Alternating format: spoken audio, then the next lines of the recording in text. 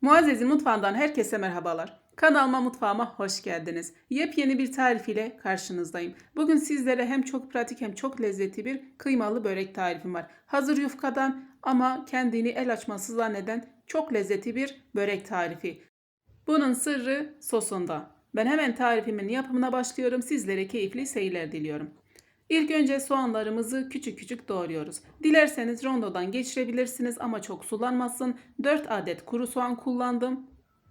Ben bıçakla doğramayı tercih ettim. Küçük küçük doğramaya çalışıyorum.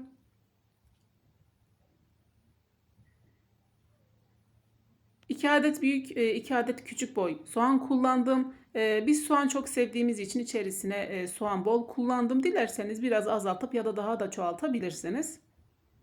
Bütün soğanlarımızı doğrayıp bir kaba alıyoruz. Bu arada Instagram'da da aktifim. Dilerseniz beni takip etmek için Muazzez Çerkezoğlu hesabımı takip edebilirsiniz. Tavamın içerisine yarım çay bardağı kadar sıvı yağını ekleyip biraz kızdırdıktan sonra soğanlarımı üzerine ekliyorum.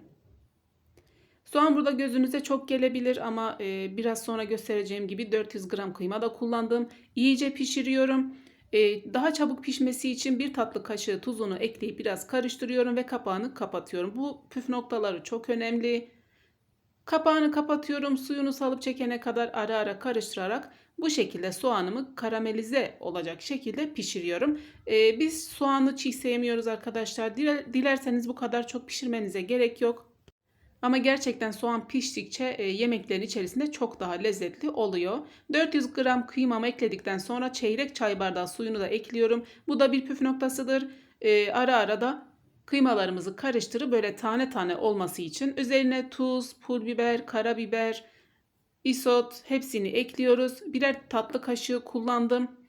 Miktarını sizler kendi damak zevkinize göre ayarlayabilirsiniz. Yine malzemeler listesini açıklamalar kısmında yazdım. Oradan da bulabilirsiniz. Çeyrek demet maydanozu da ekleyip biraz daha karıştırdıktan sonra artık iç malzememin altını kapatıyorum. Ben maydanozu buzlukta kullandım, yani tazesi yoktu, buzlukta kaldırdım, maydanozu kullandım. O arada sosumuzu hazırlıyoruz. 1 su bardağı sıvı yağ. Maden suyu kullandım. Maden suyu yoksa dilerseniz 2 yemek kaşığı sirke de kullanabilirsiniz. Bu da sizlere bir püf noktası. Yarım su bardağı maden suyu. 1 yemek kaşığı dolu dolu ununu da ekleyip güzelce karıştırıyorum. Çok güzel oluyor gerçekten, bu sosu birçok tarifte, birçok börek tariflerinde deneyebilirsiniz. Bu şekilde akışkan bir sosumuz oluyor. Yufkamızı bu şekilde tezgaha genişçe açıyoruz. Üzerine hazırlamış olduğumuz sosu 2-3 yemek kaşığı kadar her yerine gelecek şekilde serpiyoruz. Bu şekilde yufkalarımızın kenarlarından ortaya doğru katlayıp her yerine sosumuzu gezdirmeye çalışıyoruz. Bu şekilde çok daha pratik oluyor.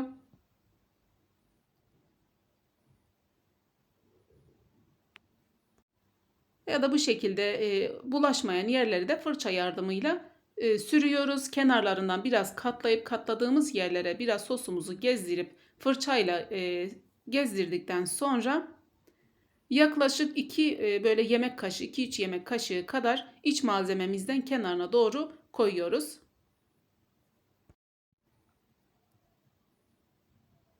Ne çok olacak ne de az olacak. Ellerimizle de bu şekilde yayıyoruz. Toplamda 6 adet yufka kullandım arkadaşlar. Çok az, 2 yemek kaşığı kadar kıymam kaldı. Yani toplamda hazırlamış olduğum miktarda 7 adet yufkadan börek yapabilirsiniz. Kıymamızı koyduktan sonra kol böreği gibi böreğimizi sarıyoruz. Sosumuzu her kullandığımızda karıştırmamız gerekiyor. Un kendini aşağıya veriyor. Bu şekilde homojen bir şekilde karıştırmamız gerekiyor. Son yufkamı da hazırlıyorum arkadaşlar. Hemen üzerine 2-3 yemek kaşığı sosumdan gezdiriyorum. Bir fırça yardımıyla gezdiriyorum ya da kenarlarından tutup ortaya doğru katlıyorum ki sosu bulaşsın diye.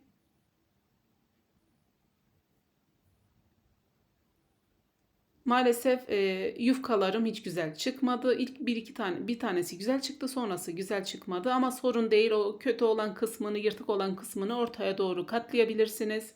Kenarlarından biraz katlayıp üzerine kıymalı harcından ekliyorum. Ellerimle bu şekilde düzeltiyorum. Kenarlarına yine 2-3 parmak kadar katlıyorum. Gördüğünüz gibi ki dışarıdaki yandaki kıymalar çıkmasın ve bu şekilde çok sıkmadan sos döktüğümüz için hemen yırtılabilir. Rulo şeklinde sarıyoruz. Yani kol böreği şeklinde sarıyoruz. Tepsimize koymadan önce de böreklerimizi kesiyoruz.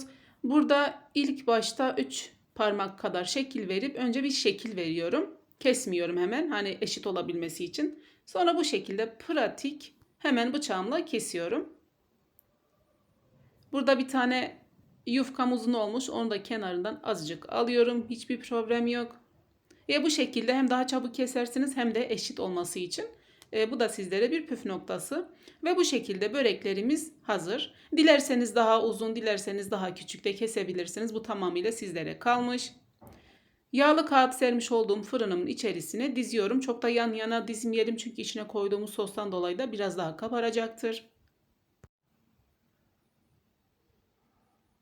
Böreklerimi bu şekilde hepsini diziyorum. Birkaç adet fazla çıktı tepsime sığmayan, bu şekilde bir saklama kabına alıp dondurucuda saklıyorum. Dilediğiniz zaman isterseniz tavada kızartın, isterseniz fırında ya da airfryer'da kızartabilirsiniz. Kalan sosumu da yine karıştırdıktan sonra böreklerimin üzerine sürüyorum. Yine çıtır çıtır olması için gerçekten hem de çok güzel kızarıyor bu şekilde bu sosla. Hiç yumurta kullanmadan, yoğurt bir şekilde başka bir şey kullanmadan güzelce böreklerimizin kızarması için bu sos yeterli oluyor. Önceden ısıtmış olduğumuz 180 derecelik fırında kızarana kadar pişiriyoruz ve bu şekilde böreklerimiz pişti. Gerçekten hem çıtır çıtır oluyor hem çok lezzetli oluyor.